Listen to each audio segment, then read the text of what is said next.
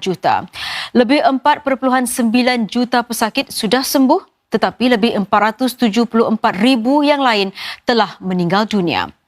Lebih 2.3 juta kes jangkitan COVID-19 berlaku di Amerika Syarikat yang turut meranggut nyawa lebih 122,000 pesakitnya.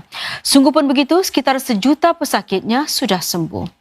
Brazil menyusul Amerika Syarikat dengan 1.1 juta kes dan lebih 51,600 kematian, manakala hampir 595,000 pesakit sudah sembuh. Mengenai kenaikan besar jumlah kes baru COVID-19, Pertubuhan Kesihatan Sedunia WHO menyatakan ia bukan hanya kerana lebih banyak ujian pengesanannya dilakukan. WHO juga menggesa para pemimpin dunia supaya bekerjasama dalam melawat COVID-19 sambil menyatakan perbuatan mempolitikkan pandemik itu telah memburukkan lagi keadaan. The greatest threat we face now is not the virus itself. It's the lack of global solidarity and global leadership.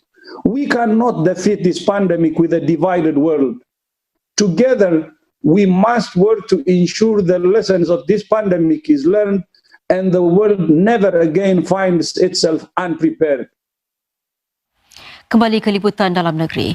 Banjir kilat berlaku di beberapa kawasan pagi tadi akibat hujan lebat. Video yang dirakam seorang pengguna Facebook ini menunjukkan situasi berhampiran simpang Bedok. Menurut PUB, banjir kilat turut dilaporkan di New Upper Changi Road, Bedok North Avenue 4, Opera Estate dan Jurong Town Hall Road.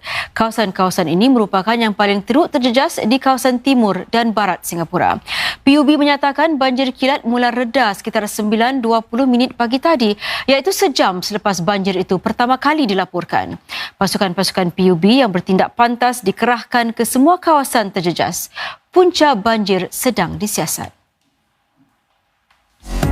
Lapangan terbang Changi kembali beroperasi secara beransur-ansur dalam fasa 2 penarikan balik circuit breaker. Ikuti juga nanti sambutan kepada satu skim NEA untuk bantu para pegerai menggunakan khidmat penghantaran makanan dalam keadaan COVID-19 sekarang.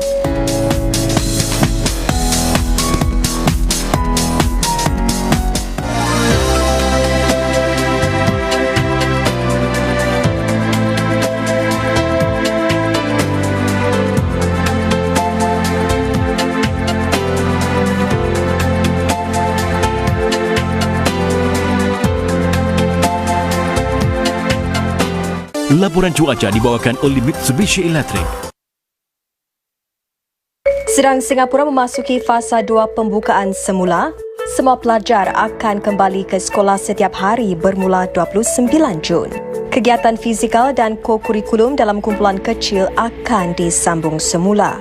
Pelajar Institut Pengajian Tinggi akan pulang ke kampus secara berperingkat, tetapi akan terus menghadiri kuliah secara dalam talian bagi kelas-kelas berskala besar.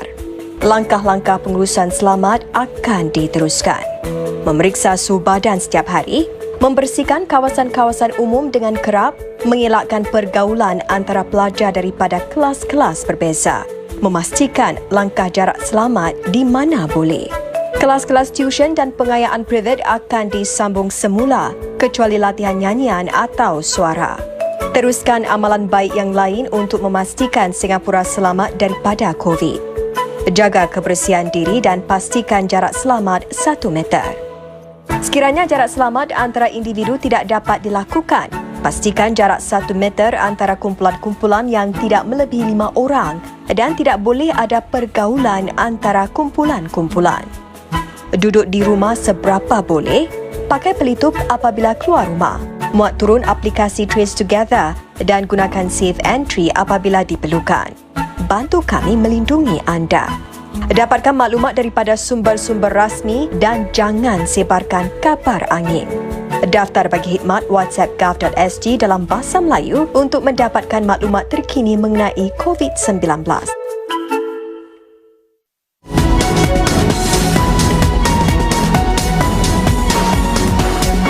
Terima Terima kasih kerana masih bersama kami. Negara-negara anggota Perkongsian Ekonomi Menyeluruh Serantau atau RCEP akan menandatangani perjanjian kerjasama perdagangan pada hujung tahun ini seperti yang dijadualkan. Persetujuan itu terkandung dalam kenyataan bersama mesyuarat peringkat Menteri ke-10 yang berlangsung secara maya yang dipengerusikan oleh Vietnam. Para Menteri Ekonomi dan Perdagangan 10 negara ASEAN dan 5 rakan kongsi iaitu Jepun, Korea, China, Australia dan New Zealand membincangkan isu-isu tertunggak bagi membolehkan perjanjian RCEP dimuktamadkan. 15 negara anggota cuba meyakinkan India supaya kembali ke proses perundingan selepas ia menarik diri daripada perjanjian perdagangan itu pada November tahun lalu. China selaku negara anggota mengatakan perjanjian perdagangan itu akan tetap diteruskan sama ada India menyertainya atau tidak. Perjanjian RCEP sebaik saja selesai diharap dapat menjadi perjanjian perdagangan bebas serantau terbesar dunia dari segi sumbangan keluaran dalam negara kasar kepada ekonomi dunia. Lapangan terbang Changi secara beransur-ansur kembali beroperasi pada fasa kedua pelonggaran langkah pemutus rantaian jangkitan COVID-19. Menteri Pengangkutan Kobun Wan mengunjungi tempat menunggu transit yang baru di lapangan terbang Changi hari ini.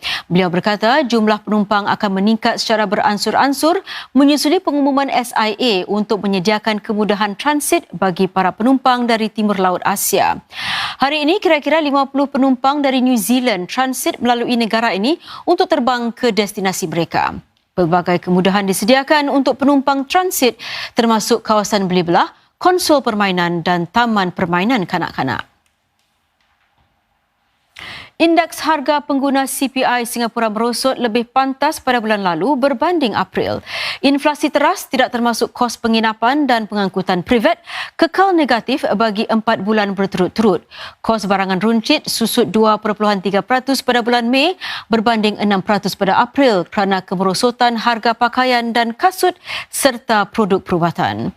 Harga makanan pula naik 2.2% berbanding 2.1% pada April. MTI dan MAS menjangkakan inflasi tahun ini akan berada pada purata 1% di bawah sifar dan sifar peratus. Sekitar 750 pegerai pusat penjajah menyahut bantuan $500 yang ditawarkan Agensi Sekitaran Kebangsaan NEA bagi menggalak mereka menggunakan khidmat penghantaran makanan semasa tempoh COVID-19 sekarang ini. Insentif tersebut menjadi dorongan tambahan lebih-lebih lagi bagi para penjajah baru di bawah program Gerai Inkubasi NEA. Wartawan Ira Musfira meninjau pengalaman seorang penjajah sedemikian. Terletak di 6 Tanjung Pagar Plaza, kedai Mad Bros SG ini cukup menarik perhatian. Ini di antara segelintir sahaja gerai penjajah yang menjual makanan Jepun halal. Rasa ramen bernama Tori Paitan yang dijualnya hampir sama dengan yang dijual di Jepun. Namun demikian, sebagaimana banyak peniaga lain, kedai Encik Kamal Ahmad juga teruk terjejas dengan kesan COVID-19.